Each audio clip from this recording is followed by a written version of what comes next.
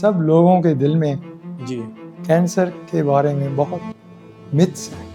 Breast cancer, leukaemias, mails में lung cancer, females में breast cancer. हमको लगता है कि कैंसर तो आगे चलकर और बढ़ेगा। इसको कंट्रोल करने की ये शक्ति है जो हम सबके दिल में है, जो सब सृष्टि को कंट्रोल कर। भगवान बोलो, शक्ति बोलो, कि हम लोग फेथ रखें, उसको बहुत स्माइलिंगली एक्सेप्ट करें। That is how we should all live. कैसे मतलब ये हो गया, इसका कुछ समझ में नहीं आता। क्या कारण है जो कैंसर इतनी तेजी से स्प्रेड हो रहा है और कैसे लोग इसको जल्दी समझ पाए? जुड़े रहे हैं, चिकित्सा क्षेत्र से हैं, इतने सारे कैंसर पेशेंट्स आते हैं, कुछ उसमें से नहीं भी बच पाते होंगे, तो आपके मन पर उसका क्या प्रभाव पड़ता है? ट्रीटमेंट के दौरान कभी कोई ऐसा आपके साथ एक्सपीरियंस हुआ जिसमें आपको लगा होगा कि ये तो एब्सोल्यूट डिवाइन है, ये चिकित्सा जगत जो है इससे परे की कोई चीज़ है? ऐसा कभी कुछ कोई ऐसा अनुभव आपको? और कोई तो पावर है।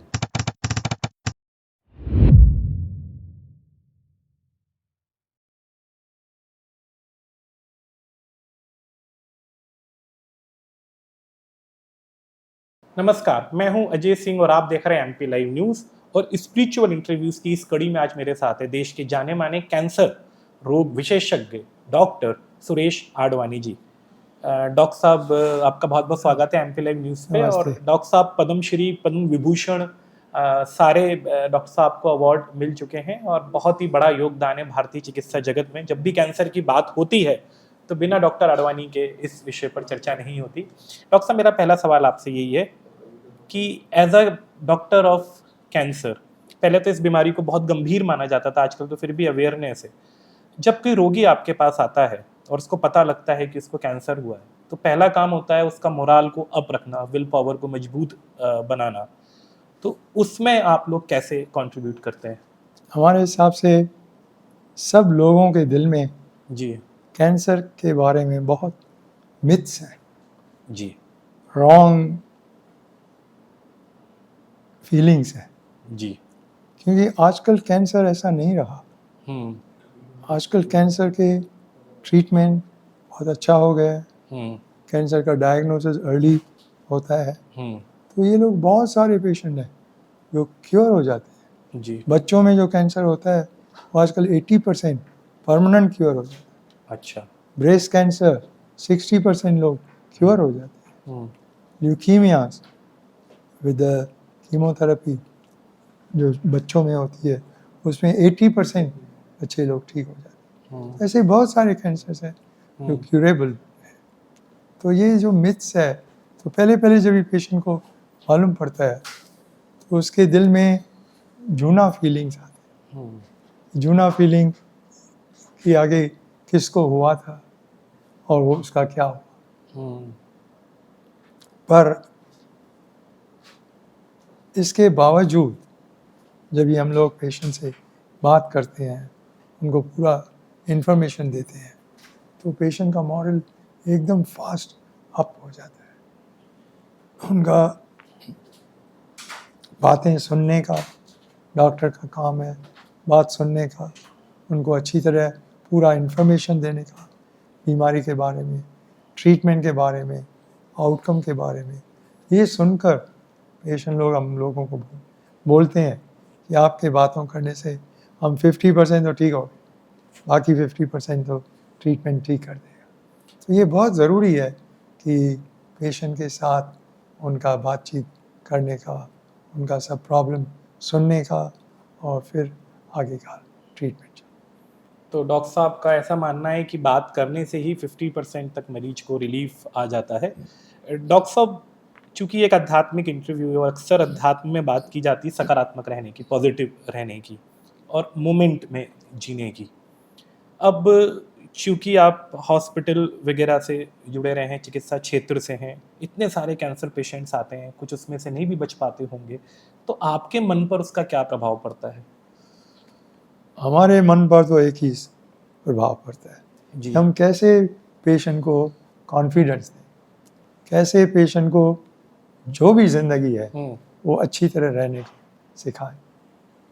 और जितना हो सके ट्रीटमेंट देकर उनको गुड क्वालिटी ऑफ लाइफ देना चाहिए। ये सोच के हम लोग पेशेंट से डिस्कस करते हैं इन डिटेल, उसको पॉजिटिव वे में सब कुछ बता देते हैं। और ये सब जब भी बात करते हैं तभी smile is the best way जो पेशेंट को बहुत कॉन्फिडेंस देता है। तो जब भी स्माइल करते हैं पेशेंट भी स्माइल करता है। ऐसा नहीं है कि पेशेंट रोने लगता है, ऐसा मुश्किल से होता है। तो ये सब बातें हैं कैसे पेशेंट को ध्यान से सुनने का, उसको उनके लैंग्वेज में जो भी इंफॉर्मेशन देने का है वो पूरा इंफॉर्मेशन देने का, और उसकी वजह से पेशेंट को बहुत कॉन्फिडेंस आ जाता है। तो स्माइल देने का स्माइल ही लेने का डॉक्टर साहब का सिंपल सिद्धांत है, हंसते रहिए हंसाते रहिए। डॉक्टर साहब कई बार कुछ पेशेंट ऐसे भी होते होंगे जिनसे आपका भावनात्मक लगाव हो जाता होगा, और दुर्भाग्यवश कोई कोई वैसी अवस्था होती होगी कि नहीं बचाया जा सकता होगा, तब आप खुद को कैसे समझाते हैं? ये तो बहुत हमारे हिसाब से तो बहुत इजी बात है।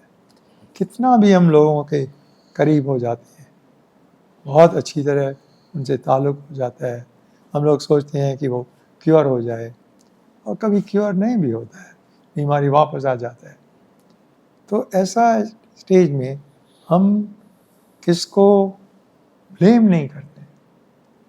हम लोग ऐसा मानते हैं कि ये जो हम लोग तो अपना काम करते हैं, बाकी सब कुछ तो है, टॉर्च कहें या और कोई भावना कहें, जो सब सृष्टि को कंट्रोल करता है। तो जो भी होता है सृष्टि में वो उसके हिसाब के अनुसार होता है। तो हम लोग अपनी कोशिश करते हैं, बाकी जो होता है वो तो हो जाता है। तो और ऐसी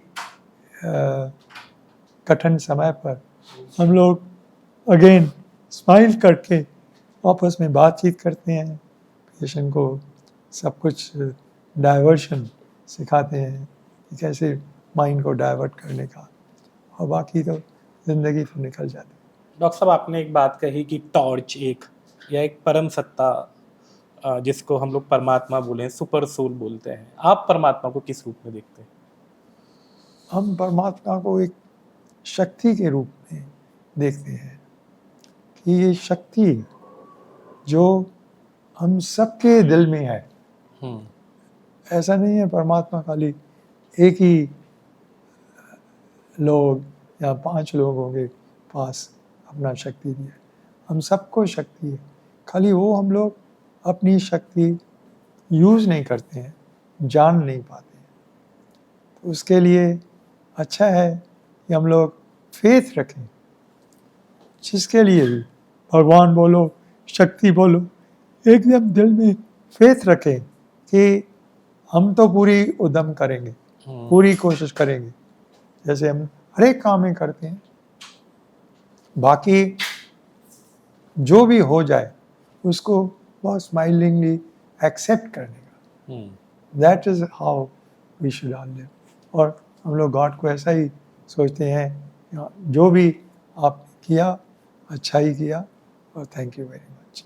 तो गॉड को थैंक यू भी कहना चाहिए और एक्सेप्टेंस होना चाहिए हर चीज़ का, तो तकलीफ़ें कम हो जाती हैं और आप बहुत प्रसन्नचित्त रहेंगे। डॉक्टर साहब, अब मेरा अगला सवाल ये है कि जब मेरी शुरुआत हुई थी आपसे बातचीत की, तो आपने बताया था आप एक आध्यात्मिक संस्था ब्रह्मा कुमारी और उनके हेडक्वार्टर माउंट आबू होकर आए थे, वो अनुभव कैसा था? हमने उनके सब दादी लोगों से भी बहुत इंटरेक्शन है हमारा। जी उनका एक डॉक्टर भी था हमारे साथ, जी डॉक्टर अशोक मेहता, वो भी बहुत मतलब ऊंचे दर्जे पर उधर काम करते थे। जी तो हमको बताया गया कि उधर कुछ मेडिकल कॉन्फ्रेंस है, तो हम चले गए उधर और दो दिन उधर रहे। हमको बहुत शांति मिला उधर पूरा एरिया में, माउंट आबू में जी इतना शांति हमने कभी महसूस ही नहीं किया। शांति से रहे, शांति से जो भी खाना पीना उधर मिलता था, बहुत अच्छा लगता था।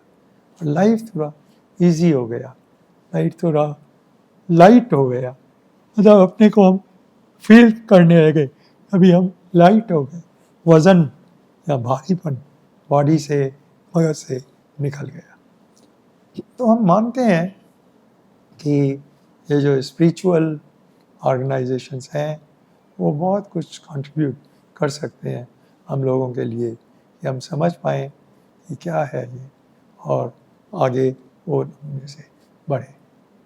तो स्पिरिचुअल ऑर्गेनाइजेशंस का कंट्रीब्यूशन बहुत ज़्यादा है, डॉक्टर साहब का ऐसा मानना है। डॉक्टर साहब, इतना लंबा मेडिकल करियर और इतना नाम है आपका इस पूरे देश में, विदेश में, हर तरफ, इसमें कभी कुछ ट्रीटमेंट के दौरान कभी कोई ऐसा आपके साथ एक्सपीरियंस हुआ जिसमें आपको लगा होगा कि ये तो एब्सोल्यूट डिवाइन है, ये चिकित्सा जगत जो है इससे परे की कोई चीज़ है, ऐसा कभी कुछ कोई ऐसा अनुभव आपके साथ?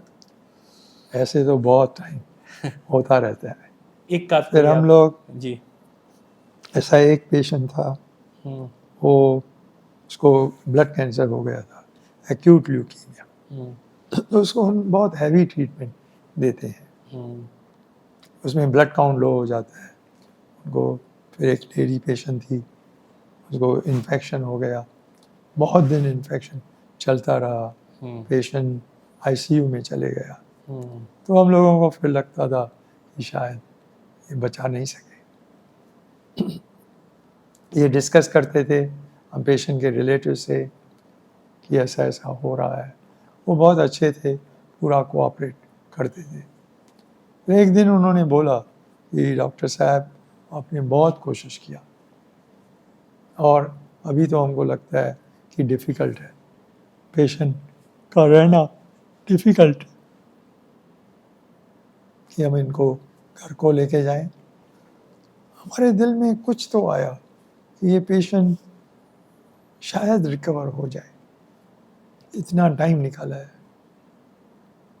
पर वो एक्सप्रेस नहीं कर पाते कि क्यों, क्या लगता है दिल में। तो हमने उनको, ये रिलेटिव्स को बोला, देखो कल हम आके देखेंगे इनको, फिर डिसाइड करेंगे क्या करने का है। दिल में तो हमारे दिल में ऐसा ही था कि शायद रात भी मुश्किल से निकले।